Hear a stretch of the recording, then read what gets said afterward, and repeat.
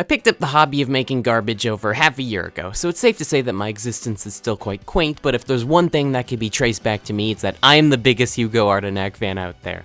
Self-proclaimed, but uncontested, baby. I've wanted to make this for months on end now, talking about why I love this little saint, but I haven't really known how to do so I've just been chipping away at the script to this, and I think I finally got it, so now here we are. Xenoblade Chronicles Torna the Golden Country as a whole is probably where I should start.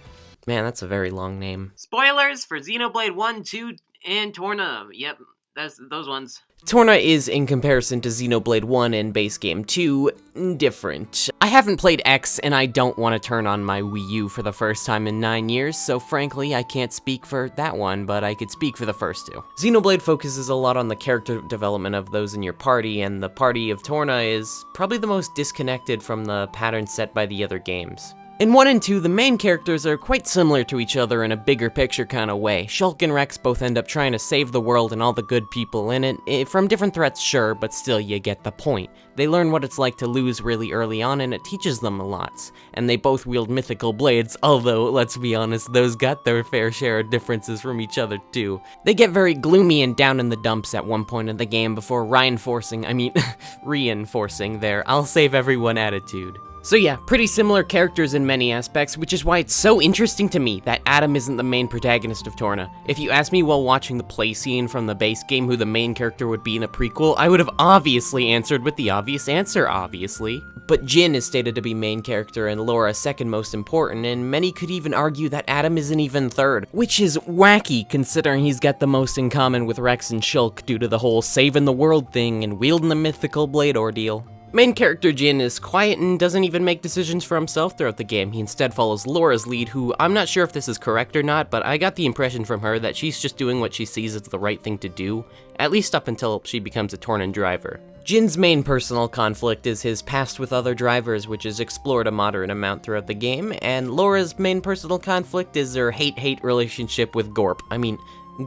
Having main characters with personal conflicts that are so disconnected from the looming threat of the world's destruction is also just rare overall, and a complete 180 from the other titles in the series. This is the main thing that separates Torna from Xenoblade 1 and 2. The characters in this character-driven story game are the most unique compared to the other games in the series because they break some molds here. They don't have an excessively loud character in this game like in the others, and they added the concept of whatever the hell they made Mithra in this game. There's tons of differences in the party, and for those differences, I love Torna, because those differences also gave me my favorite character in the franchise, Hugo. The tank characters in Xenoblade 1 are the hot-headed goofball Ryan, who focuses on grabbing attention of the enemies and then taking the damage, compared to the stoic hero Dunban, who grabs attention and then aims to dodge attacks. The tanks in Xenoblade 2, based off their starter blades, has Tora the eccentric rapscallion as the Ryan-esque Garter, and then the chivalrous take-no-nonsense Morag as the dodgy character. Although Hugo can be easily labeled as the Garter of the game and Aegeon the Dodger,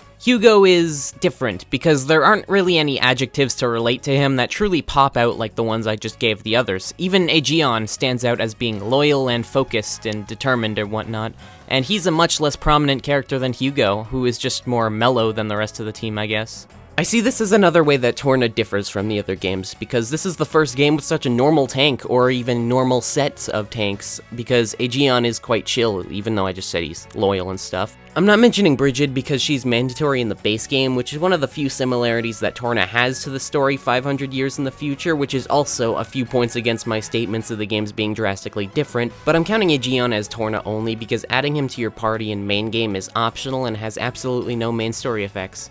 Hugo is introduced as the Supreme Emperor of Morardain, which all I can say to that is, that raises some expectations which are very easily not met.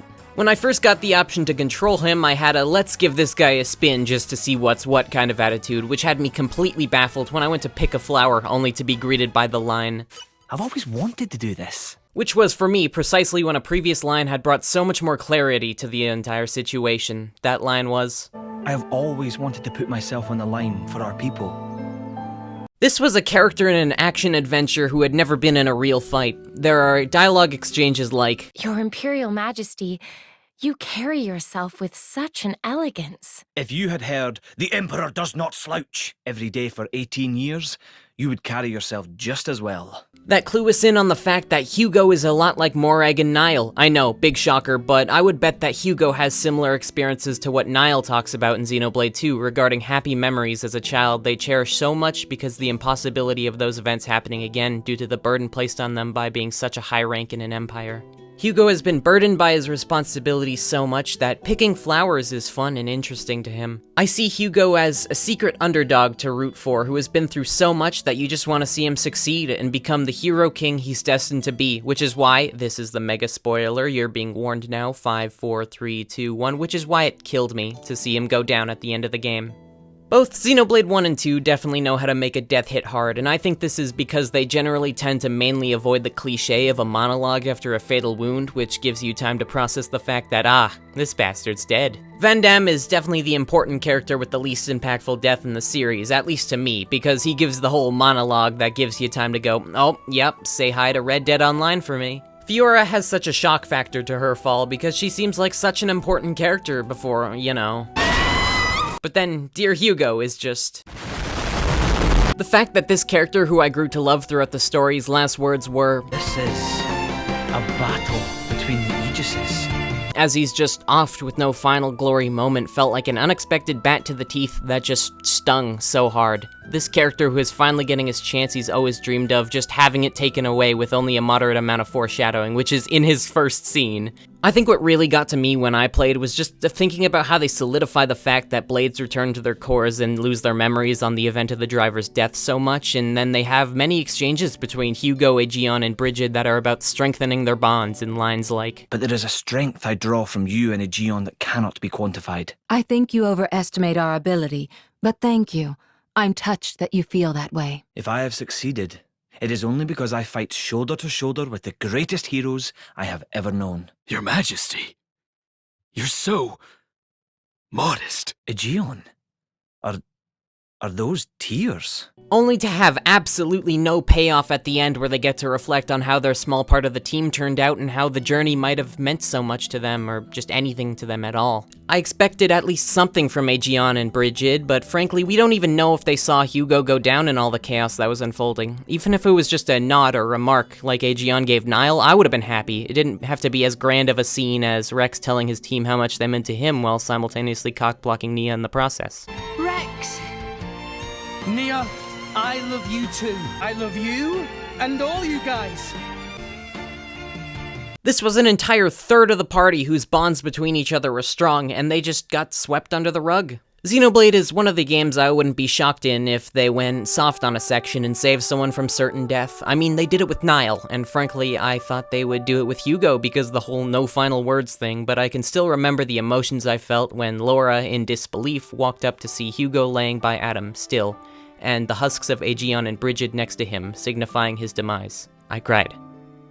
A lot. But frankly, that made my opinion of him only grow stronger, as his sacrifice wasn't in vain, especially if it was to save his best friend. Right to the end, he did as some guy in my comments said, because yes, I do get those every once in a blue moon. He's got a team to carry on his shoulders with Imperial Tether.